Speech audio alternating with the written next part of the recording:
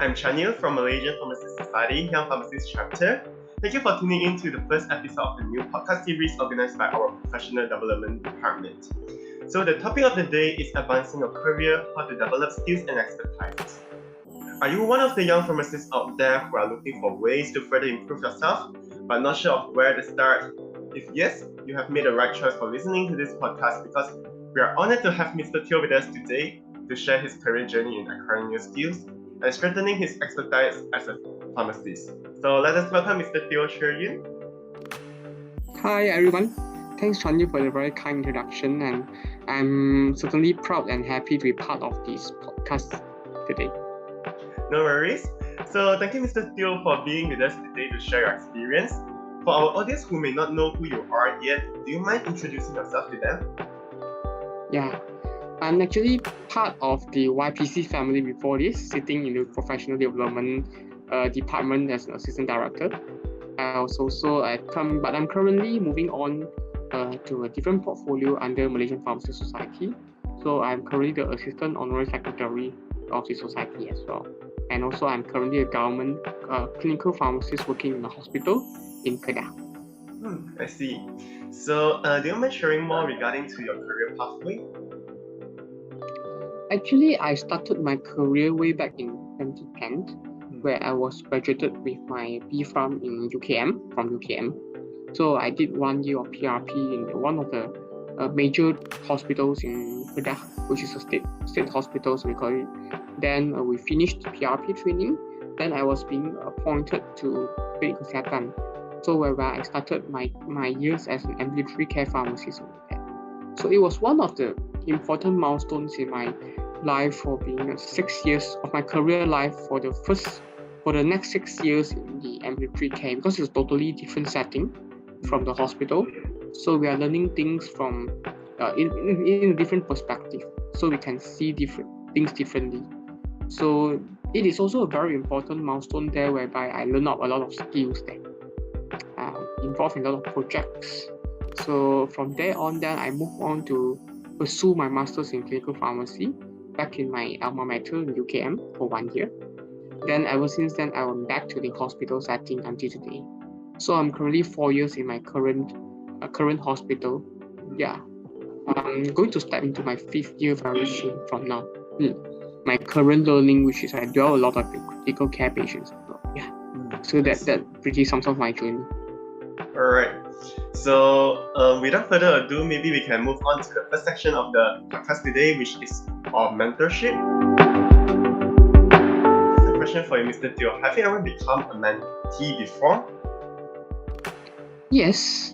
During my first year of PRP, of course, we are becoming mentee of the others, and also somehow during our university years. I mean not to say pre-reg university years, but during our masters also, we have been supervised by somebody else in our learning, in our research and so on. So I'm used to be a mentee to the others as well. Can you share about your experience with the mentorship? Do you mean that me being a mentee, right? Yeah. Just to clarify. Yes. So during my experience as a mentee, I think I'm quite fortunate because I met a lot of good mentees in my life.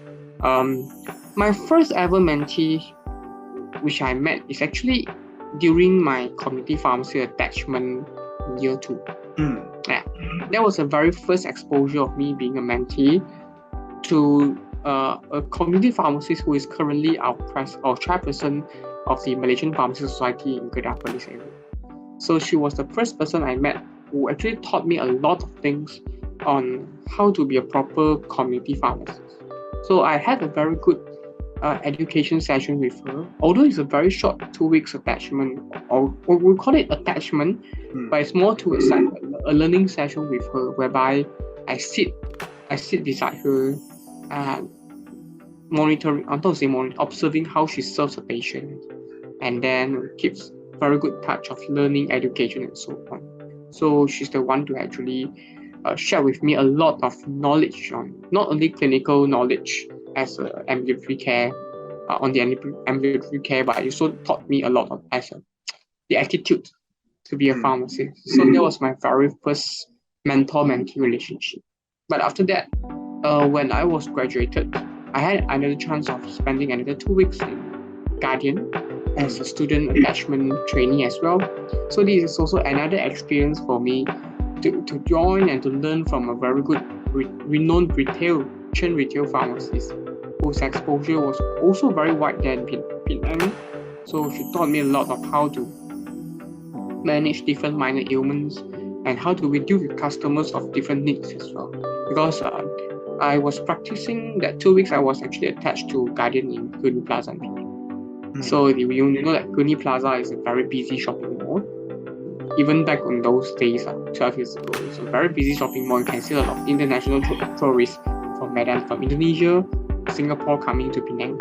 So actually, we need to learn how to interact with them in a very professional way. So my mentor, who is currently moved on from Guardian, but she's still very passionate in community pharmacy, taught me a lot of this, and we still somehow keep in touch until today.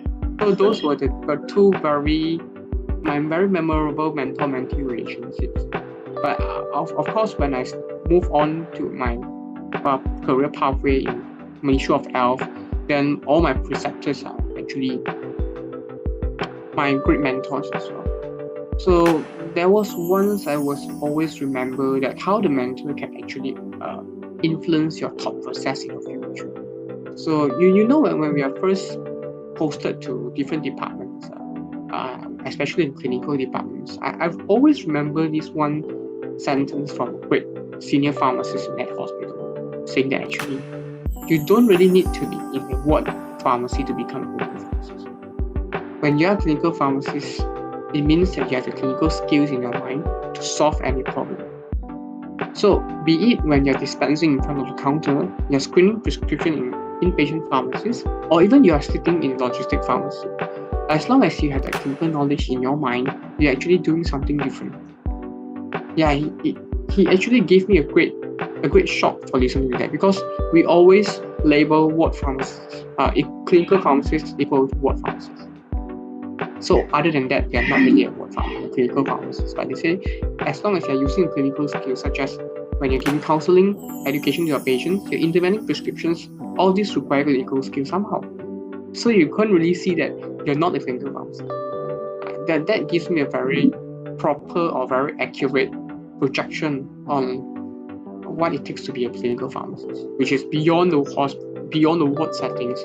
How do you measure yourself in that situation? So that actually is a very inspiring mentor to me, which actually gave me a lot of this kind of inputs, telling me that how should I actually move on indiscriminately in the setting and always have that pure mind inside me to care for our patients. How do these experience in together, right, along with the very impactful sentence shared by your mentor when you are in your PRP, have influenced you in the early phase of your career? I think they successfully nurtured a very proper mindset on how I should move on when I become a mentor to others. I think this is the same with parenting or teaching in schools. Whatever you received as a student, as a child, as a mentee, would definitely shape you up in your future pathway. If you're used to being abused by your parents, touch with anyone else, you may become an abuser. So same with mentor-mentee relationships. If you're fortunate enough to meet good mentors who actually teach you very well, then in turn you'll be influenced to become a good mentor to the others.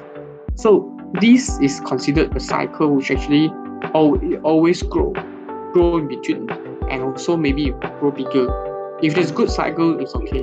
But if it's a vicious cycle, then we have to break it as soon as possible, I would say. I agree. So as far as I know, right, a lot of the PRPs nowadays, they are facing a lot of stress.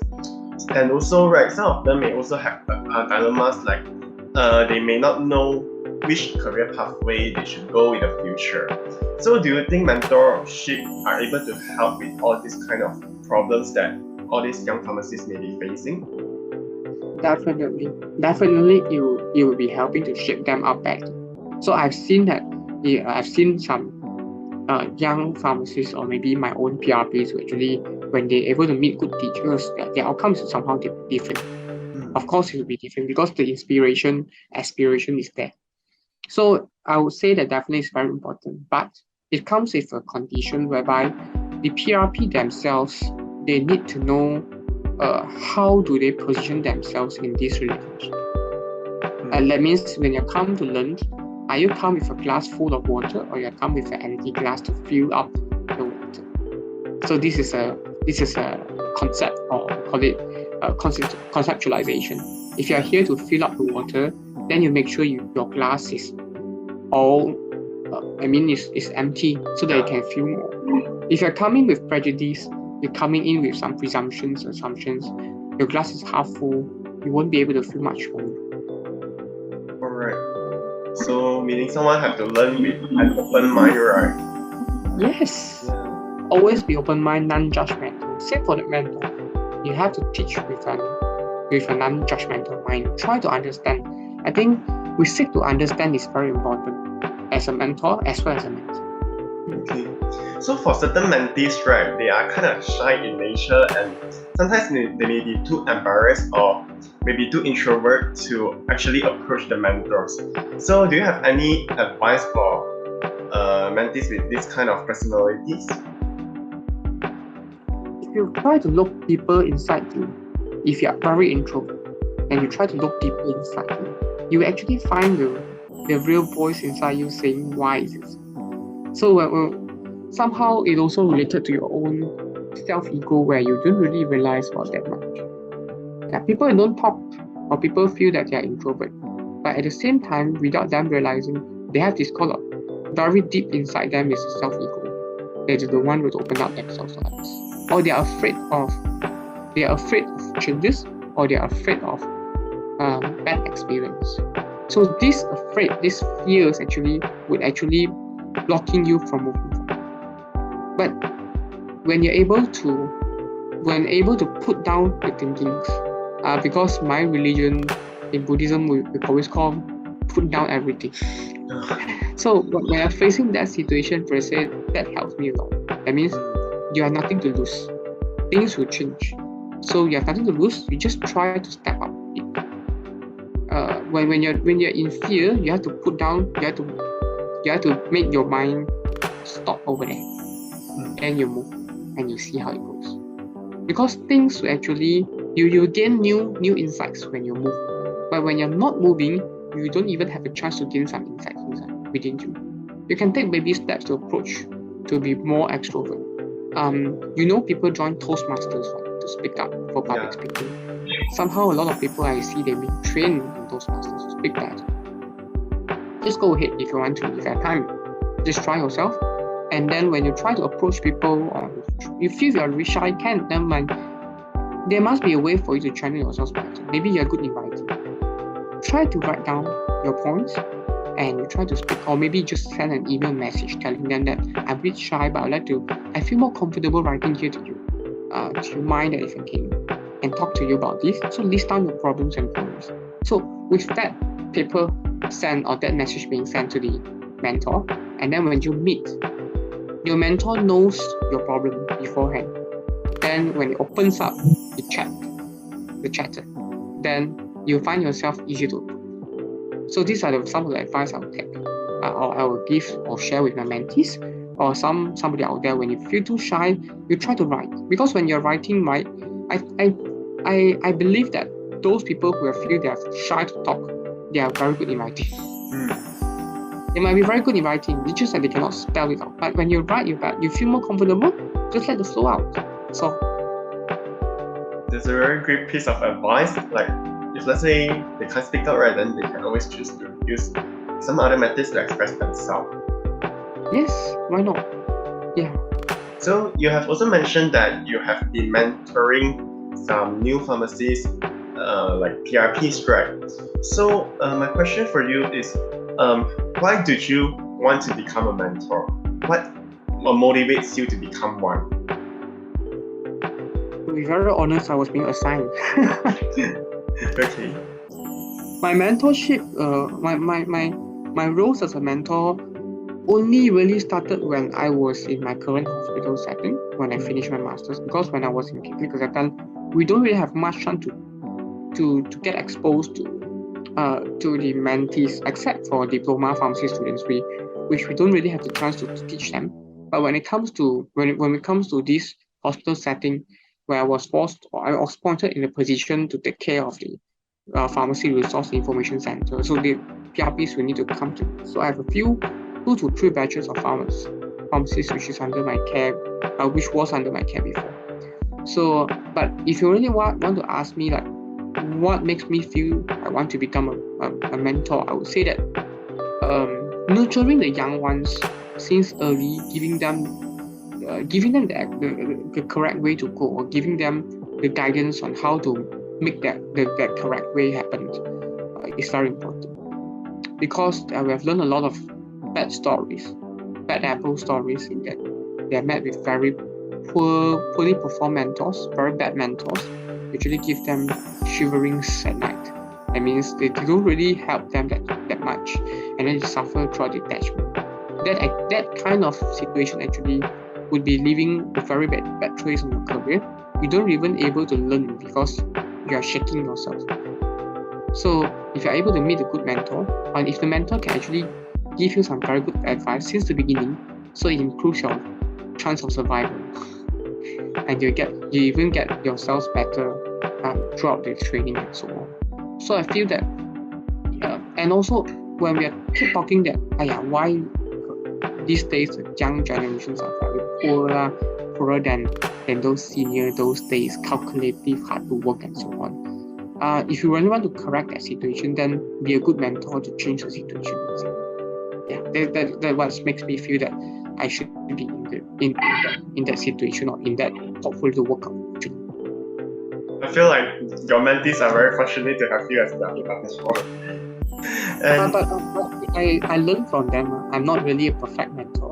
I do make mistakes as well. I was being given a lot of feedback from mentees. So I'm not a perfect mentor at the very beginning. I'm still learning even until today. So maybe you can share something notable that you have learned from your mentees in this mentorship relationship. I think it's more about communication skills and also measuring the expectation. So somehow, when you only think from your perspective, not your mentee's perspective, you won't be in the same tune with them. So whatever you teach, they won't really accept what they talk. So you must fine-tune yourself to the same frequency with them, what they're thinking about. But not to say you become them, but it's actually to understand them better. Then you know what is the best way to maneuver and to feed them with knowledge, or to give them with tasks, but make sure the methods or the approach is suitable. So this is how I actually try to learn with them as well. So when they give you new ideas, or maybe I'm training up my listening skills when I was actually mentoring them. So because there's a possibility that they teach me on certain things. Yeah, but there were some discoveries, or not really talking about knowledge, but in terms of management and their perspectives of seeing things. They actually teach me something, how to be a better mentor in the future. Alright, glad to know that. And okay, so after asking you about why you want to become a mentor and how was the mentorship experience, right? I would like to know how did these mentorship sessions, right, being carried out? Like, how was the structure, and how often do you actually sit together and to discuss all the issues that the mentees are facing? Well, when I was a DIC preceptor in my hospital, we used to have a 3-monthly meeting with all the PRPs. It's a closed-door meeting whereby we used to discuss what they have gone through. So we encourage them to speak up, and then we let them tell us what are the problems they had with other preceptors or other mentors as well. So these are the things. Well, when it comes to my department, especially drug information service, other than precepting their work, I will actually spend some time sitting down with them, go through the syllabus of their logbook, and tell them that, explain to them certain procedures and the concepts behind all this. So I also use textbooks, reference books for drug information, and then formulate some teachings for them, and then we ask them questions or give them some assignments to do later, and then we discuss again. So also when I was teaching about critical appraisal with my PRPs, I used to share papers and also discuss with them together, But before that, I also teach them on the concepts of critical appraisal so that they can understand. Then we digest the papers together to gain some insights from within. These are how I conduct my mentorship also. Yeah, these are the few things I would do. Alright, so besides from this kind of like official meetings, right? So do your mentees contact to you personally, like through texting and maybe emailing? I find that they are more comfortable to talking among themselves behind. Okay. Okay, this is very common. I have nobody I don't blame that at all, because when I was young I used to do this as well, right? How dare you can just praise your mentor and talking that I'm not satisfied with you? Who on earth would do that? Because they feel my marks is in your hands, right? These are the basic concepts, and I admit that at a very initial point, people don't dare to come to me. They feel that I'm very hard to approach. But I sense that problem as well. So I softened myself down, and then start to see people coming to me.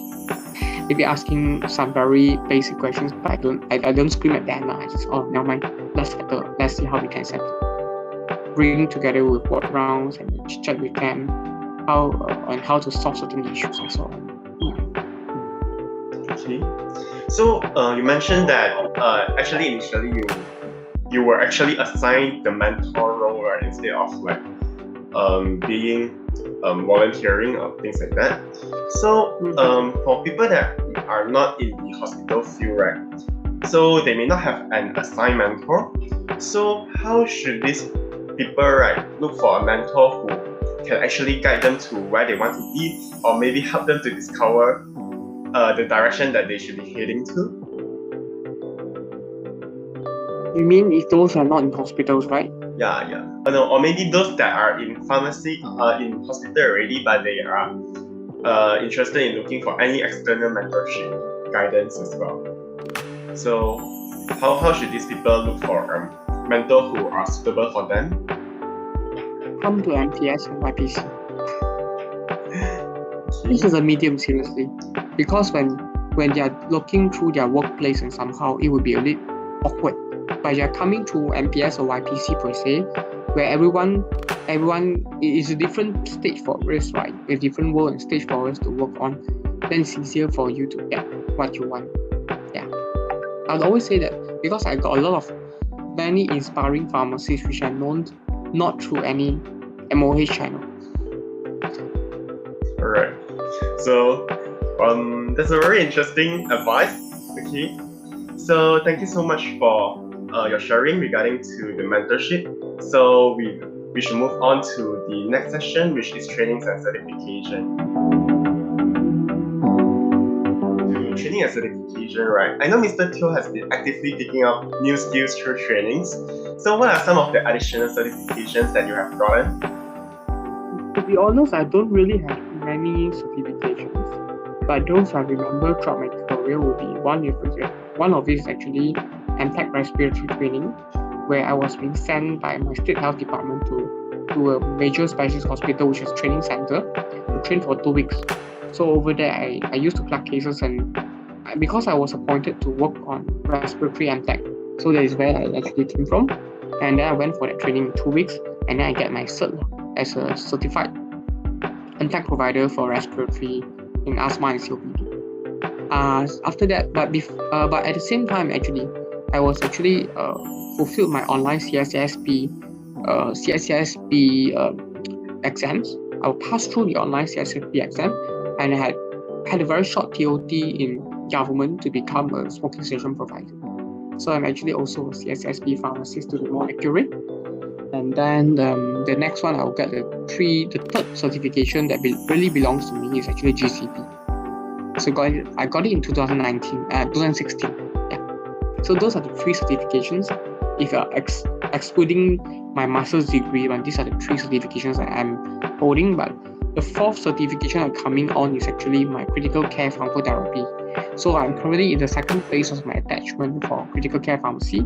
So if everything goes well, by next year I'll get my certification in specialized, not to say specialized, but how to say to move for completing the training as a critical care pharmacist, and later on I can apply for my privilege in I'm also privileging, which I'm currently applying for my CDR techniques.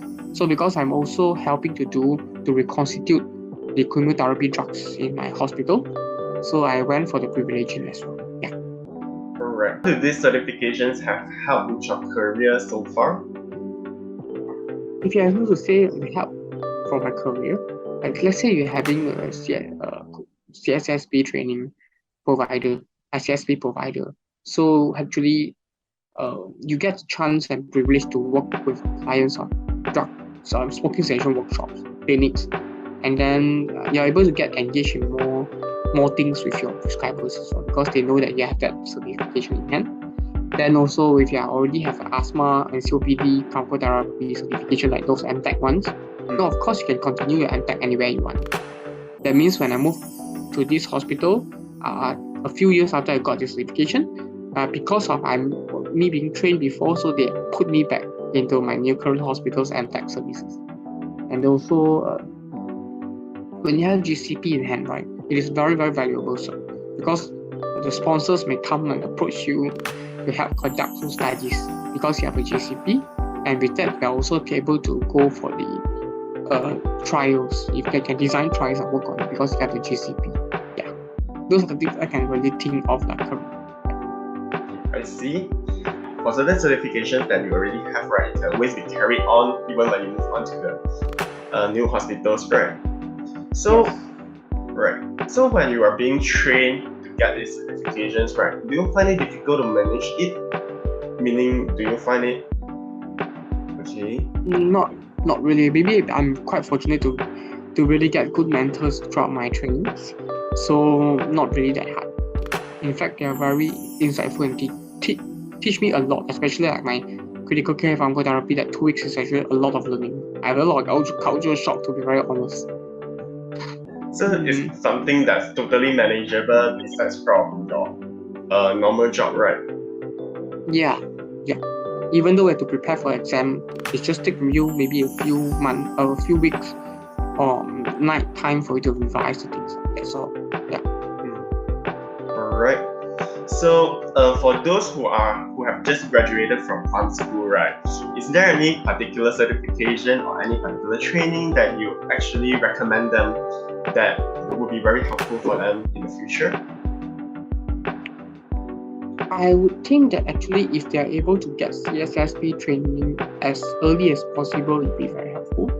So because CSSP training actually, with that certificate, you can actually provide smoking cessation pharmacotherapy to our patients, regardless of if you're setting down currently. You can always do this in a private setting as well if you want to. Yeah. So, but the other certifications that I would always encourage them is some IT skills certification.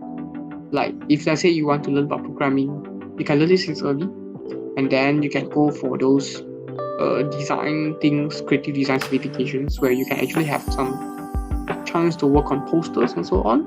That is apart from your workings, but these are valuable skills that actually can help you further also.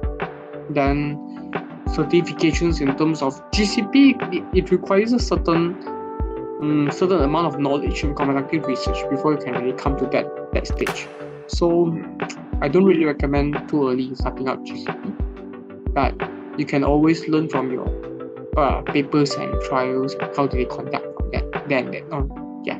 So you mentioned that you have taken master in clinical pharmacy before, right? How is this different from the normal trainings and certifications that you get? You mean like you're comparing with masters? Yeah, like one is like longer term commitment, right? And one is something that you can do, for example, like all the trainings maybe it could be only 2 weeks, right? So maybe you can just compare and contrast between them. The ones that, I mean, when you try to compare with master studies, of course it's different because master is a dedicated learning session where you have lectures and so on to evaluate your progress. But when it comes to work, right, you don't have this kind of supervising unless the people in charge can actually chase you a lot of things if you want to. I mean, if you are talking about like mentoring and also receiving trainings and so on. So when you talk about mentoring in usual workplace, it actually comes with a lot of comes with a lot of hands-on experience, right? Because in how to say, in clinical masters in clinical studies during my era in 2017 and 18, you can plug a lot of cases, but you don't really able to discuss them with the prescribers directly because you have to go through your preceptor in order to pass the message. Because we are students, we cannot do a lot of interventions with whatever was being recommended. So that's a different thing. But when you're coming into a stage where you're coming for a certification program, just like how I did for my critical care pharmacotherapy certification. So we go all out to actually to plug the case and to discuss the case with the doctor as well, under the supervision of my preceptor or trainer still, but I feel I'm more entitled to do a lot more things in the training. Yeah.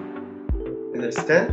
Alright. So just now you have already mentioned about like how master is very, very different from the trainings, right? So what's your advice for those young pharmacists who are interested in further study? I would always say that actually if you're able to gain some field experience before you go for your master's, is much better. And why is it so? Especially when you're talking about clinical pharmacy, because when you don't have that hands-on experience, because master is not about spoon feeding, it has less extent of spoon feeding. You have to do a lot of hands-on experience in learning. You need to go for the flagships and so on, whereby you have to monitor the case and you have to suggest the interventions to your preceptors, not the prescribers, preceptors, discuss with them and so on, right? So if you don't have that base or experience somehow, you need to go through a higher learning curve to go there. Yeah, it's like the base is quite high and your base is a bit low. So to climb a lot of steps before you're able to reach that point, it takes some time for you. You'll be very hard, very slow, and takes a lot of time consuming. Not to say cannot, but a bit harder, as I said, because I myself is from a different setting when I go into my masters. I feel that initially. It takes me a few months also to get adapted to the situation. So for those who are actually interested in pursuing the clinical pharmacy pathway, right? So besides from master study, are there any other things that they can do to, like for example, any courses or any workshops that can actually help them to gain sufficient knowledge to perform better at work? I think YPC itself has one of the answers really. So the Malaysian Clinical Pharmacy Symposium MCPS series has been one of the very good approaches that unites young pharmacists or pharmacists across the nation to come over and also to discuss a lot of how to improve, optimize the pharmacotherapy approach. So I would say MCPS series itself is a very good platform for you to learn. I'm not trying to advertise MCPS, although I was one of them in one of our committees way back in 2017. However, it was really a thrilling experience for me being part of committee, and I can say that. Then also very important, if you would like to go for BCPS, you can. But BCPS, mind you, that on paper it requires about 3 years of hands-on experience working in the ward pharmacy setting, or for the clinical setting for you before you can really pursue the exam, because those exams are quite applied knowledge. So it's better for you to have some base or ground exposure before you step into that situation per se. This is my very sincere advice because I went through the hard way. I know how it is. Do you mind further sharing what PCPS is? BCPS is actually a US-based pharmacotherapy board certified. BC is board certified in US. Board certified. P stands for pharmacotherapy, S for specialist. So we know that Pakar Pharmacy, they call it Pakar Pharmacy in English. And in Malay, you call Pakar, right? This is BCPS. It's like specialist, but you're a pharmacist, you're not doctor. In Malaysia, when we call them a specialist, they're referring to specialist doctors. But in Malaysia, but under BCPS, you're a specialist pharmacist. However, allow me to disclaim that the current policies still do not recognize a pharmacist specialist yet. So somehow people will start to think, I was getting this exam for thousands of ringgits, but it was a waste because I won't get remunerated. I won't get a special name as a pharmacy specialist. So why I should be going for that? But this is where actually you learn and gain your skills and your knowledge, and it's a good validation method on how much you understand about what you need to do or what you need to know about pharmacy, clinical pharmacy per se. So that is actually a turning point for you to evaluate yourself as well. Alright. So thank you for explaining to me because I wasn't that familiar with this before. Alright. Mm-hmm. So with that, I would like to conclude our second section on training and certification. And now let us move on to the third and the last section of the day, which is networking. So why do we need to network in the first place? This is a very good question, which I love the most, because I think you know that we are not an island. No man is an island. Okay, so we are not something which is all rounded perfect in ourselves. We have imperfections within ourselves. So the only way that you can actually make the whole thing looks more perfect is actually working with others. Let's say you want to attain knowledge, you want to attain certain extent of knowledge, skills, and so on. And then if you want to broaden up your mindset to actually to culture or cultivate growth mindset within you, networking is very important. If you don't network people, you are living in your own world while you don't really able to hear and see what's happening out there. Yeah. Imagine that you don't have Wi-Fi for years. You don't have internet access, you don't have phone access to years.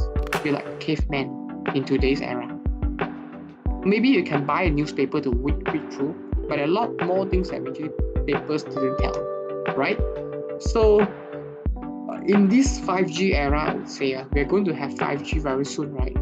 I heard that next month we're going to have 5G coverage, although my phone is still in 4G. But what I wanted to say is actually in this 5G era in Malaysia, you're still not able to move out of your comfort zone, or you don't really think that you should network with people, then you're living in your own world. When you're living in your own world, actually you risk yourself a lot of problems and uncertainties. Even me as a government servant, I used to mingle with private pharmacists, my colleagues from private settings. We hear stories from them, we learn from them on how they survive themselves throughout the years. And then when you network, also actually you gain a lot of new insights and knowledge among yourself. Imagine that when one day you're able to learn, like through my networking, my pharmacy faculty, I'm able to gain contacts with a lot of CFUs, mentors, very, very great mentors, but they are very humble, and I learn from them every day. Seriously, I keep contact with WhatsApp and I ask them this and that questions. This is all coming because I do my network, involve ourselves in MPS activities and YPC activities, start to know each other better. There's no other way from then for you to actually to develop your network and to benefit from it. Yeah. So how have these insights that you have gained through networking, like for example from like say your Shifu, right, have helped you with your career and also maybe helped you to grow at a personal level? I think their words of advice is giving me a lot of strength. One of the recent incidents that happened, which I can't mention over here actually, that there was something happened, but actually just because of the very good and very motivating sharings from one of these seniors over the phone, which is far from me, actually gives me a lot of passion and power. It refuels me back.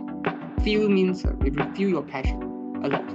So if let's say I'm not able to network, I'm not able to know her, then I won't be able to have the chance to listen. And maybe when I face issues, I'm not able to channel myself better and gain some insights from the others on why is this happening to me. Yeah. And at the same time, also because I network, I know a lot of people. Then it is your resource. It's your own resource that helps in your hand. So if you need any help, you just need to reach out to them, and they can help you. Right. Yeah. So gaining mental supports from like your network as well. Right. So ever since the pandemics, right, I believe like especially for young pharmacists, right, we are very familiar with virtual networking platforms. So, in your opinion, right, how does this virtual networking differ from physical and also the traditional way of how we network?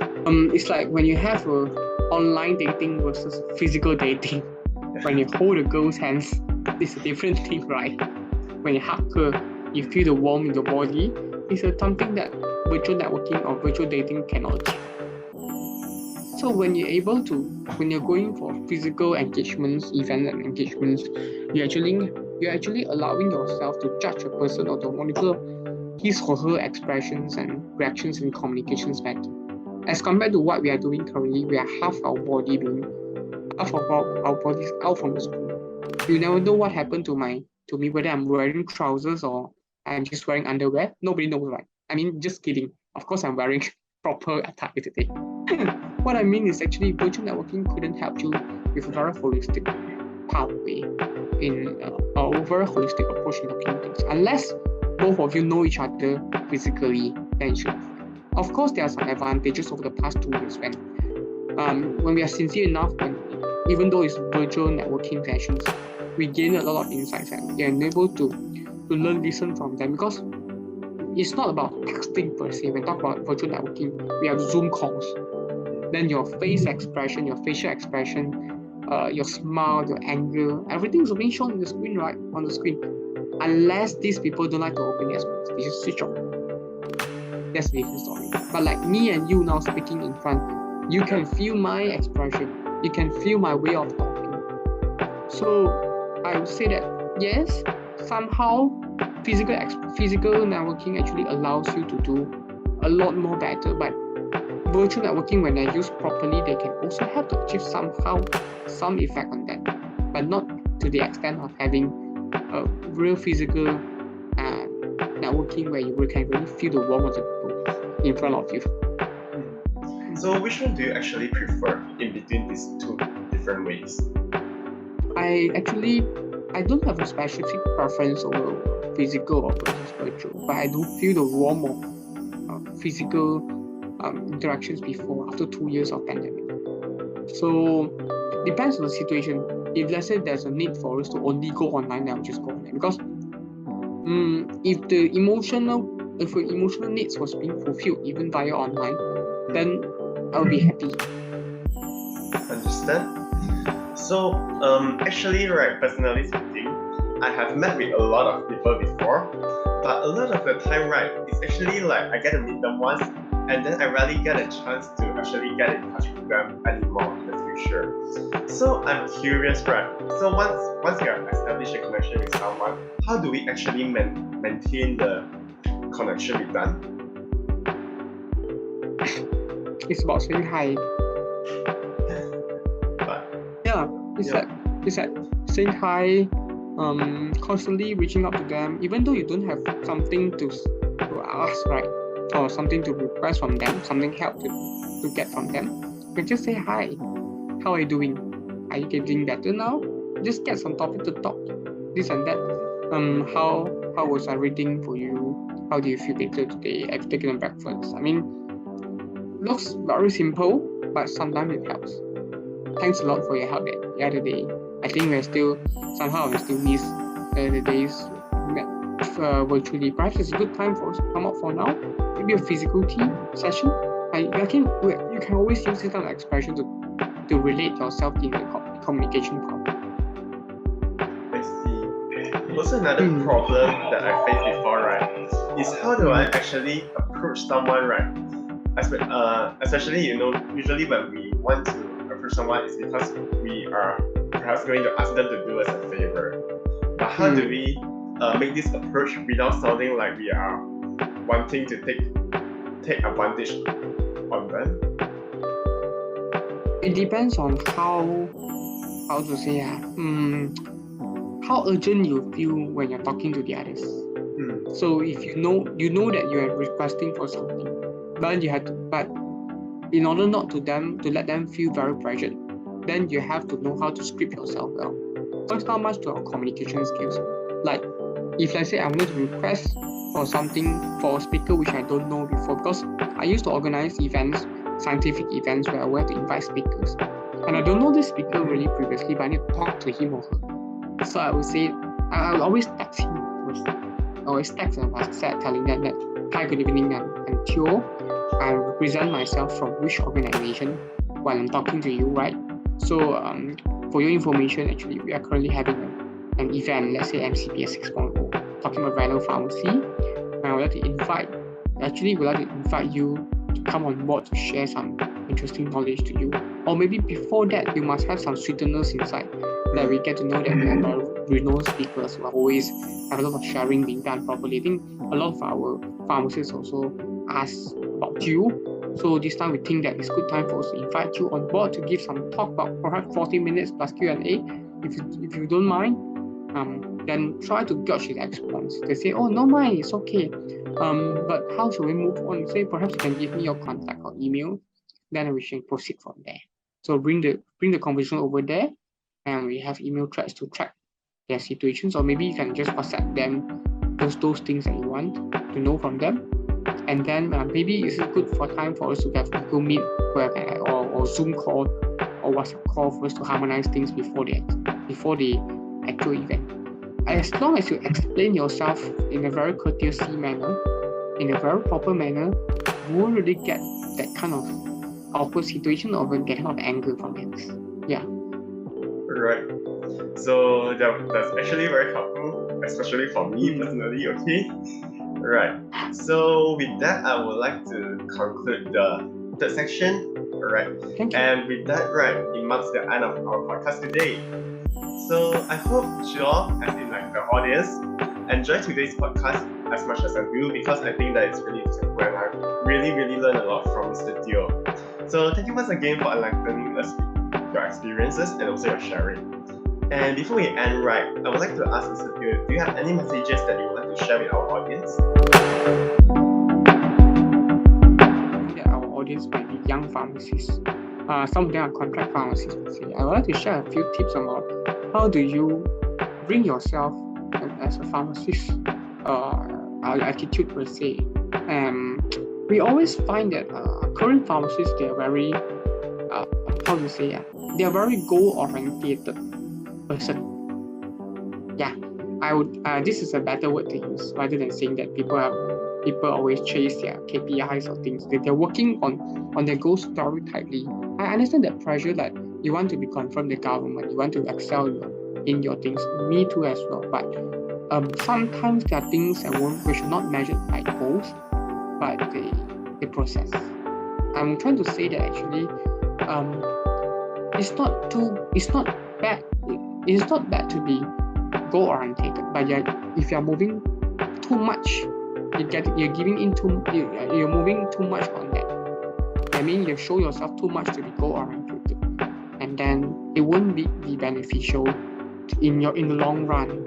Let's say we were looking for very short-sighted benefits for things in front of you. You're not thinking of a long-term progress, development of relationship that you're maintaining with a person or in a project. That won't be helpful for you in the future, for your future career. Those people who are very successful, they are very sincere and very thoughtful. That means they won't be those people who are, I would say, I'm not saying all, but I met some which is I feel very materialistic before. That means they're just chasing their goals that I joined this because I want to get this. Then if I gain it, I don't need it anymore. I don't give you a damn for that. There are people like that. Even pharmacists themselves, sorry to say, are among the fraternity. This is not good at all for me. Because the world comes around you. If today you are treating people in that perception or that concept, then what comes if it goes around back to you? Because you're not sincere enough. So if you want to be very successful in your career, of course you need to know how to prioritize your work and things and so on. But more important is always your attitude and how you communicate with others. The sincerity, put it at the first place. To want to be humble. Number two is to be sincere. You just don't, because they say, just don't try to gain something for your own benefit, then just push it away from you. That's not what we want, especially those PRPs. Sometimes they be like, in Chinese, Sichuan face opera, right? Now it's getting a mask in front of you, very good one. Morning, Miss Theo. I'm not referring to my PRPs. They're quite good. I'm referring to some issues that I learned before. I heard them before. With morning, very good, very nice. Whatever they help, they try to show everything because they know the personal assessment marks are in your hands. But when you don't have any benefit relationship with them, you're not their mentors anymore. You need their help. You say, no need, I cannot. I'm busy today. They just change their face, They feel that I'm not a PRP anymore. My marks is not in your hands. Why I should be treating you like you're my boss? Who are you? This is something that you'll kena later. You'll kena because things will change. How do you know that you might not really be your boss in future? I mean, things will change. So, if you're sincere towards everyone, you're respecting everyone as no matter whether they're giving you marks or not giving you marks, whether they're evaluating on you or not, but treat them equally well with sincerity. That comes a very long way for future success. So when you just now you asked me the networking, what lies between the good networking and good network? Also because you are sincere. Are you sincere enough when you get networking, or you're just thinking networking to gain benefit for yourself? That is a question of food for thought for yourself. If you network people with a hidden agenda behind you, you want to gain something or get something from networking, it won't be helpful. I've seen very smart people, they used to work very smart. They network with other people, they used to be jovial, they used to be like pleasing to others, but actually at the same time, they're trying to get something from the others to make themselves look better in front of the others. That means that in Chinese, we used to say that you're stepping on the shoulders of others to make yourself taller. And that's not the good way, I think. That's not the good way. Even though you get something in your hand also, you won't be getting the good, you won't reap a very good fruit in the future because of your attitude or your materialistic mindset inside you. I'm not referring to all, but there are some who unknowingly may have made the mistake.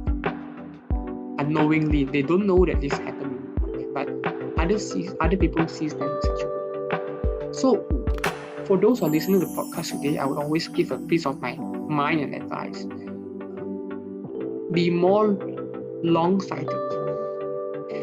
People who are very smart, who are genuinely smart in managing things, genuinely smart and sincere in doing things, or genuinely smart and successful people, they are very long-sighted. They know what comes around goes around. So they will be very careful and very sincere in treating others. And that comes a very long way to a success in career. Thank you very much. Alright, I think this will be very helpful, especially for many of the young pharmacists out there that they, as what you have said, they themselves may not know about, may not be aware of this themselves. So that's very helpful. And with that, I would like to say thank you. And in the meantime, right, for the audience out there, please stay tuned to MPS YPC social media so that you don't miss out any other future podcast episodes, which will be taking place quite soon. And till then, take care and see you. Bye.